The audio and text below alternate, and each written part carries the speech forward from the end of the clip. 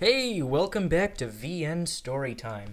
So here's the dealio. I had more episodes recorded, like I had gotten past this point, but I'm gonna redo them because I watched my first video and the recording was kind of garbage.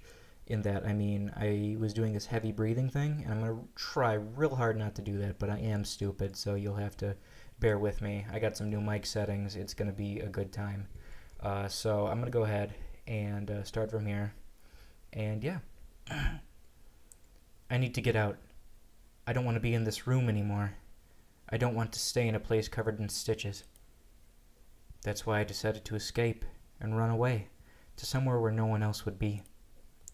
But the wound on my chest still hurts, and I didn't get very far. That was when I noticed. I'm standing in the grassy field just outside of town. I really didn't get far at all. My chest hurts, and I feel so sad. I collapse to my knees and cough. There's nobody here. Drowning in this ocean of green at the end of summer, I feel like I'm going to disappear. But before that... Hey, you. It's dangerous to sit down in a place like that. I hear a woman's voice from behind me. Eh? What do you mean, eh? You're already a runt, so I can't see you if you're sitting in the grass. I was this close to kicking you, so watch out. She points at me rather grumpily. I get a little angry. After all, I sit in the fourth row from the front, so I don't think I'm that short. Kicked? By who? Isn't it obvious, stupid? You and I are the only ones here, so who else could it be but me? She declares this confidently as she folds her arms. Well, I suppose it must be fate that we met here. So you want to talk for a little while? My name is Aozaki Aoko. What's yours? She extends her hand to me with the kind of cheerfulness one would show an old friend. I see no reason to refuse, so I tell her my name is Tono Shiki and grasp her cool hand in return. Talking to her was a lot of fun. She didn't ignore what I said just because I was a kid. Instead, she listened. She listened to what I had to say like a friend. We talked about many, many things. About my family. About how it was an old and respected family with very strict traditional rules and my equally strict father. About my little sister, Akia, quiet Akia who always followed me around. About our big mansion and the vast gardens, and how Akia and I would play together with our friends. I told her about many things, almost feverishly. Oh, it's time already? Sorry, Shiki. I've got some business to take care of, so let's stop here. She gets up to leave. My chest tightens and I feel sad, thinking that I would be alone again. See you tomorrow. I'll be waiting for you here, okay? You should go back to your room and listen to your doctor. Oh. She speaks with such ease, in such a natural way she makes her way off. See you tomorrow. Tomorrow we'd be able to talk like we did today. I'm happy. It was the first time I truly felt something since I awoke from the accident. Since that day, going to that grassy field in the afternoons became part of my daily routine. She would get angry when I called her Ayoko. For some reason, it seemed she hated her own name. After some thought, I decided that she seemed like a very distinguished person, so I came to call her Sensei.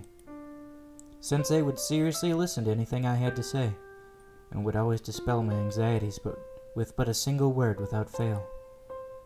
I was depressed from the accident, but slowly, thanks to Sensei, I began to return to my former self. Even those scary black scribbles didn't seem quite so scary anymore when talking to Sensei. I didn't know who she was or where she was from. Perhaps she really was a teacher. But I don't care. It doesn't matter at all. Because it's fun being with Sensei. That alone is all that matters, and that alone is more than enough. Hey Sensei, look what I can do. I wanted to surprise her one day, so using the fruit knife I brought from the hospital, I cut down a tree growing in the field. You know, like kids do. Like before, I run the knife along the scribble-like line and cut it cleanly across the base. Jesus, I'm sorry, I can't talk today. Amazing, isn't it? I can cut anything easily as long as it's somewhere where I can see the scribbles. No one else can do this, right? Shiki! She slaps me across the face. You little bitch. Sensei? What you just did was extremely thoughtless. Sensei gives me a hard, piercing glare. I don't know why, but I realized I did something I definitely shouldn't have done. With Sensei's severe expression and the pain from my cheek where she slapped me, I felt very, very sad. I'm sorry. Before I knew it, I was crying, like a little bitch. Shiki. Then a gentle, warm feeling envelops me. There's no need to apologize. It's true that you did something I should be angry at you for, but it's definitely not your fault. Sensei squats down and hugs me. But you know, if someone doesn't tell you otherwise now, one day you're going to make a mistake you can never take back. That's why I won't apologize. You can hate me all you want if you feel that way. No, I don't hate you, Sensei. Really? I'm glad you feel that way. I guess it was fate that the two of us met here like this. Sensei begins to ask about the scribbles I could see. As I told her about the lines, the black, jagged lines that somehow only I could see, Sensei's embrace tightened. Shiki, what you're seeing is something that should never be seen by anyone or anything. Everything in existence has points where they're most easily broken. We, who will break down one day, are imperfect for this reason. Your eyes have the ability to see the fate of all things. To put it another way, you can see the future. That's so Raven, it's the future I can see. See the future? That's right. You can see death. You don't need to know any more than that.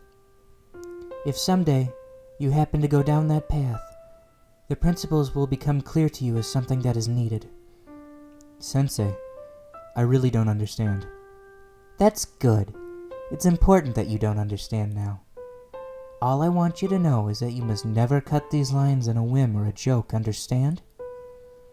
If you do so, your eyes will begin to take the lives of others too lightly, and that is the worst thing that can possibly happen.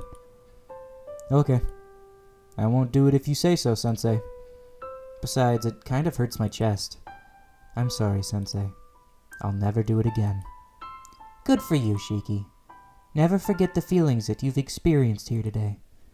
If you stay that way, I'm sure you'll find happiness. Sensei finally lets go of me. But Sensei, I see those lines and get worried. They'll be cut as soon as I trace them, right? Then it wouldn't be weird for my surroundings to come apart at any time.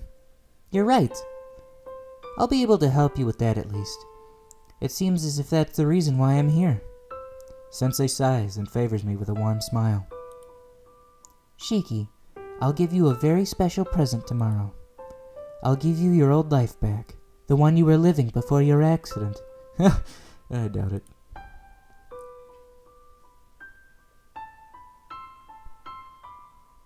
The next day, exactly the 7th day after I met Sensei, she arrives in the grassy field carrying a large trunk in one hand. Here, if you put these on, those strange scribbles won't be visible anymore. What she gave me was a pair of glasses. But my eyes are fine. Not if you're seeing death, you little dick. Just put them on. The lenses don't have any magnification or anything. Sensei forces them on me. Suddenly, whoa, incredible. This is amazing, Sensei. I can't see the scribbles anymore, not at all. Of course. I had quite a time stealing Mystic Eye Killer from my older sister to make this Aozaki Aoko masterpiece. So if you treat them well, or they'll be hell to pay, you got it? Yep. I'll take good care of them. You're incredible, Sensei. You made all those horrible lines disappear just like that. It's like magic. Of course. I am a sorceress after all. When the fuck did this come up? Giving me a proud sigh? I'll sigh. Oh my god, I can't. Giving me a proud smile, Sensei puts her trunk down on the ground. But know this, Shiki. Those lines haven't disappeared. It's just that you can't see them. Once you take the glasses off, you'll be able to see them again. Really? Yes. That's the one thing that cannot be fixed. Your only choice is to keep living your life and do your best with the eyes you have now. No. I don't want these scary eyes. If I cut those lines again, I'll end up breaking my promise to you. Oh, you mean never cutting the lines again? Silly, you can break that promise whenever you like. Really? But you said it was something I shouldn't do. Yes, it is.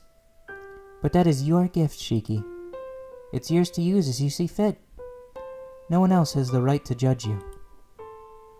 But out of all the abilities one can have, yours is terribly unique. If you have such a power, that means there is a meaning behind you having it. God doesn't give us powers for no reason. You might say that you are given the mystic eyes of death perception because one day, a time will come when you'll need them. That's why you must not live in denial of their existence. Sensei squats down so her eyes would be level.